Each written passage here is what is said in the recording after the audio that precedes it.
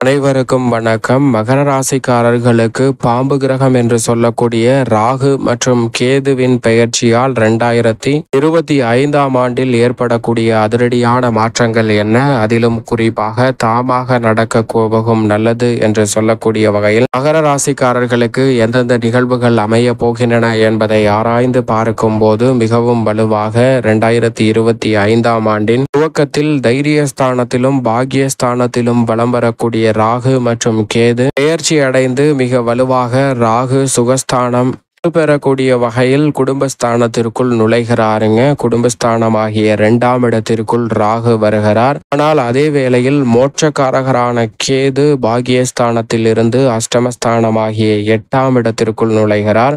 நிச்சயமாக மகர ராசிக்காரர்களுக்கு சற்று சாதகமற்ற ஒரு அமைப்பாக தான் பார்க்கப்படுகிறது. இருந்தாலும் கூட இந்த வேளையில் குரு மிகவும் சாதகமாக தான் வலம் பெற போகிறார். ஆனால் அதைவிட ராசியின் அதிபதியான சனி 7.5 சனியை நிவர்த்தி அடையக்கூடிய பலனை அள்ளி கொடுக்க போகிறாருங்க. 7.5 சனி நிவர்த்தி அடைந்து மிக வலுவாக சகாய சனியின் ஆதிக்கம் நிறைவாக கிடைக்கக்கூடிய ஒரு அற்புதமான ஆண்டாக அமைவதால் கடந்த 7.5 ஆண்டுகளில் பட்ட பல்வேறு வகையான சிரமங்கள், தடைகள் இனி ராசியின் அதிபதியான சனி ஒருவராலே அனைத்திலும் நல்ல மாற்றத்தையும் வளர்ச்சியையும் நிறைவாக சந்திப்பதற்கான யோகம் உண்டு. எனவே சனியின் நட்பு கிரகமாக இருக்கக்கூடிய ராகு மற்றும் கேது சற்று சாதகமற்ற இடத்திற்கு சென்று மறைந்தாலும் கூட தாமாக நடக்க போகும் நல்லது என்று சொல்லக்கூடிய வகையில் பல நல்ல மாற்றங்களை நிச்சயமாக நிறைவாக சந்திப்பதற்கான முதன்மையான அதிர்ஷ்ட யோக வாய்ப்புகள் மகர ராசிக்காரர்களுக்கு உண்டு என்பதில் சந்தேகமே இல்லை. பொதுவாக மோட்சக்காரகரான கேது அஷ்டமஸ்தானத்தில் அமர்வதால் எதிர்மறையான சிந்தனைகள் அதிகரிக்கலாம். சின்ன சின்ன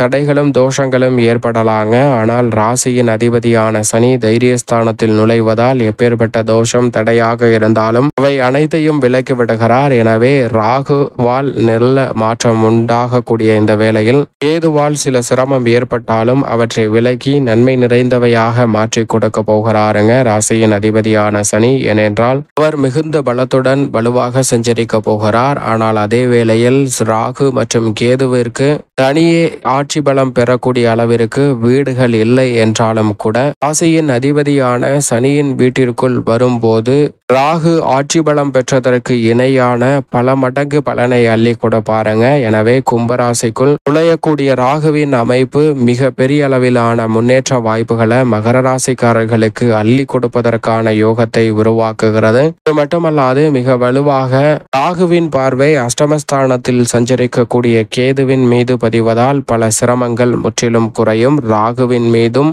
குருவின் சுப பார்வை அளவற்ற முறையில் கிடைக்க போகிறது. எனவே நல்ல அதிரடியான மாற்றங்கள் நிச்சயமாக தாமாகவே உங்களை தேடி வருவதற்கான நல்ல வாய்ப்பும் சந்தர்ப்பமும் மகர ராசிக்காரர்களுக்கு நிறைவாக கிடைக்கக்கூடிய ஒரு இனிமையான தருணமாகவும் பல்வேறு வகையில மகிழ்ச்சியும் முன்னேற்றத்தையும் பெற்றுத்தரக்கூடிய சாதகமான ஒரு அமைப்பையும் சாதகமற்ற சூழலுக்கு பாம்பு கிரகம் என்று சொல்லக்கூடிய பாம்புவின் தலைப்பகுதியை கொண்ட ராகுவும் வால் பகுதியை கொண்ட கேதுவும் மாறக்கூடிய நிலையில் நல்ல மாற்றம் பெறுவதற்கான சாத்தியக்கூறுகள் உண்டு. இருந்தாலும் அலட்சியமாக செயல்பட வேண்டாம். சற்று விழிப்புணர்வுடன் இருந்தால் நல்ல மாற்றங்களை எளிதில் சந்திப்பதற்கான வாய்ப்பு நிறைவாக கிடைப்பதற்கான யோகம் மகர ராசிக்காரர்களுக்கு உண்டு. பொதுவாகவே நிழல் கிரகம் என்று சொல்லக்கூடிய ராகு மற்றும் கேதுவை பொறுத்த வரைக்கும் சூரியனை போன்று நகராத கிரகமாக பார்க்கப்படுகிறது. இருந்தாலும் கூட மற்ற கிரக நிலைகள் முன்னோக்கி செல்வதால் ராகு மற்றும் கேதுவின் அமைப்பு பின்னோக்கிய தோற்றத்தை ஏற்படுத்தும். அப்படி ராகு கேது பின்னோக்கி நகர்ந்து மகர ராசிக்காரர்களுடைய வாழ்க்கையை முன்னோக்கி நகர்த்துகிறது. எனவே மகர ராசிக்காரர்கள் சந்திக்கக்கூடிய சங்கடமான பல நிகழ்வுகளை கலைந்து 7.5 சனி நிவர்த்தி அடையக்கூடிய இந்த வேளையில் நிழல் கிரகமாக இருக்கக்கூடிய பாம்பு கிரகம் என்று சொல்லக்கூடிய ராகு மற்றும் கேதுவும் நல்ல மாற்றத்திற்கும் வளர்ச்சிக்கும் முன்னேற்றத்திற்கும் அடித்தளமிடக்கூடிய நல்ல வாய்ப்புகளையும் சந்தர்ப்பங்களையும் நிச்சயமாக நிறைவாக மகர ராசிக்காரர்களுக்கு அள்ளி கொடுக்கும். எனவே சரியாக பயன்படுத்திக் கொள்ளுங்கள். இந்த பெயர்ச்சி துவங்கியவுடன் சிறு சிறு தடைகள் வரலாம். ஆனால் பெரிய அளவுள்ள பிரச்சனை இல்லை என்பதை திட்டவட்டமாக உறுதிப்படுத்துகின்றன. எனவே இந்த வேளையில் விழிப்புணர்வுடன் செயல்பட்டால் கூடுதல் நன்மை விரைவாக கிடைப்பதற்கான முதன்மையான யோகம் நிச்சயமாக மகர ராசிக்காரர்களுக்கு கிடைக்கும்.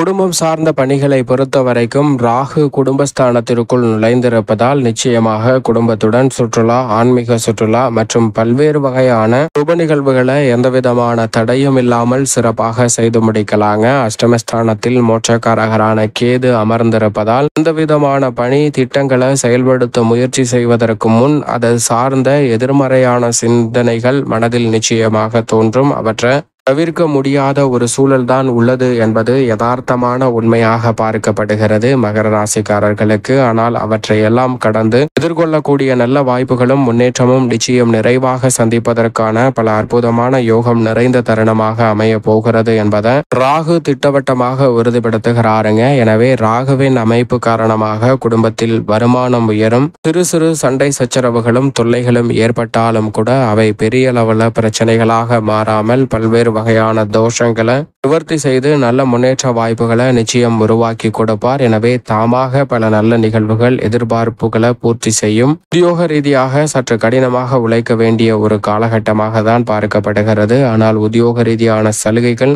எந்தவிதமான தடையும் தாமதமும் இன்றி உங்களை தேடி மிக சிறப்பாக வருங்க. மகர ராசிக்காரர்களுக்கு மிக பெரிய அளவில் பல்வேறு வகையான சிரமங்களை சந்தித்து வந்த சூழல் அனைத்தும் மாறி நல்ல முன்னேற்றத்திற்கு வழிவகை செய்யக்கூடிய சந்தர்ப்பம் இந்த தருணத்தில் நிறைவாக அமைவதற்கான முதன்மையான யோகம் கிடைக்கிறது. எனவே செய்யும் தொழிலே தெய்வம் என்று கடினமாக உழைக்கக்கூடிய உங்களுக்கு நிச்சயம் அங்கீகாரம் கிடைக்கக்கூடிய வகையில் பெரிய அளவிலான பொருளாதார ரீதியான வளர்ச்சியும் முன்னேற்றமும் நிறைவாக சந்திப்பதற்கான முதன்மையான அதிர்ஷ்ட யோக வாய்ப்புகள் உங்களை தேடி வருகிறது. பெரிய அளவில் இருக்கக்கூடிய காரிய தடைகள், சிக்கல்கள் இந்த தருணத்தில் முற்றிலும் விலகும். தொழில் ரீதியாக மத்திய மாநில அரசின் சலுகைகள் உட்பட பல்வேறு வகையான நன்மைகள் நிறைவாக கிடைக்கும். அதோடு மட்டுமல்லாது இந்த தருணத்தில் நீங்கள் எதிர்பார்த்தபடி கலைத்துறையில் சாதனைகளை புரியக்கூடிய அளவிற்கு நல்ல செயல்பாடுகள் திருப்திகரமாக அமைவதற்கான முதன்மையான யோகம் இந்த வேளையில் மிகவும் அற்புதமாக மகர ராசிக்காரர்களுக்கு அமைய போகிறது. அரசியல் சார்ந்த பணிகளிலும் நம்பிக்கை அதிகரிக்கக்கூடிய வகையிலும் எதிர்கால வளர்ச்சியை உறுதி செய்யக்கூடிய வகையிலும் பல்வேறு வகையான திட்டங்களை சிறப்பாக செயல்படுத்த முடியும். உங்களுடைய நகர்வுகள் ஒவ்வொன்றும் மிக சிறப்பான வளர்ச்சியையும் முன்னேற்றத்தையும் பெற்றுத்தரக்கூடிய வகையில் பல அதிரடியான மாற்றத்தை வலுவாக ஏற்படுத்தி கொடுக்கிறது என்பதில் சந்தேகமே இல்லை.